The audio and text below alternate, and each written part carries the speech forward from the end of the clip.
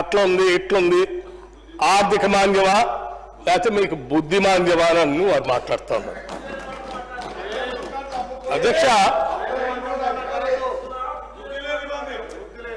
అధ్యక్ష హరీష్ రావు గారు బాగా చదువుకున్న వ్యక్తి, వాళ్ళు అనుకున్నటువంటి వాళ్ళు కూడా బాగా చదువుకున్నటువంటి వాళ్ళు. బుద్ధిమాంద్యం అంటే ఏంటి అధ్యక్ష? సభానాయకుడినేమో అజ్ఞానంతో బడ్జెట్ పెట్టారు, మా అందరూ కలిపి ప్రభుత్వానికి బుద్ధిమాంద్యం ఉందని అంటున్నాడు. అధ్యక్ష నేను వారికి చెప్తా ఉన్నాను, ఐ థింక్ మనం అందరం భాష పట్ల కొంత ఆలోచన చేసి మాట్లాడుకోవాల్సిన అవసరం ఉందని నేను భావిస్తాను. అధ్యక్ష ఎడ్యుకేటింగ్ ద మైండ్ అధ్యక్ష educating the mind without educating the heart is no education at all.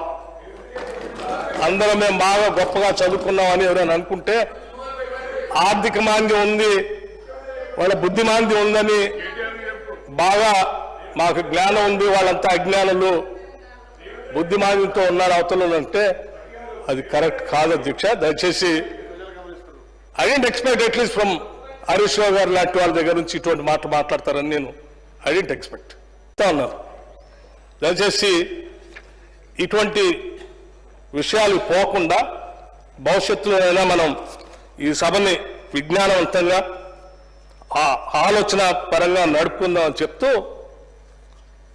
నేను ఇంకో విషయం కూడా చెప్పదలుచుకున్నాను అధ్యక్ష. మీరు అధ్యక్ష దాదాపు 10 సంవత్సరాలు ఈ రాష్ట్రాన్ని పాలించారు,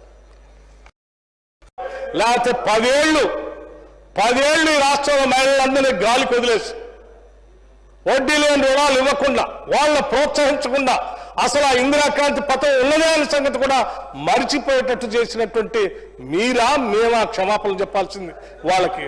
మీరు కదా అధ్యక్ష.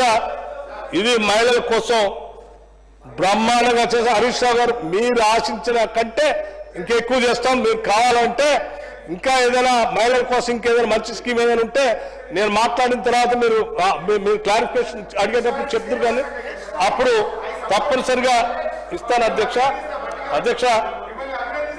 అట్లా అధ్యక్ష ఏం అర్థించలేదు అవసరం లేదు అధ్యక్ష. మీరు 2 గంటలు మాట్లాడితే నేను ఒక్కసారి కూడా అర్థించలేదు అధ్యక్ష. ఎల్ఆర్ఎస్ గురించి రక్త మాంసాలు గుంజుతున్నారు మీరు ప్రజలే అంటున్నారు అధ్యక్ష. ఇది ఏంది ఏమైనా ఉందే అధ్యక్ష? రక్త మాంసాలు గుంజటం ఏంది అధ్యక్ష?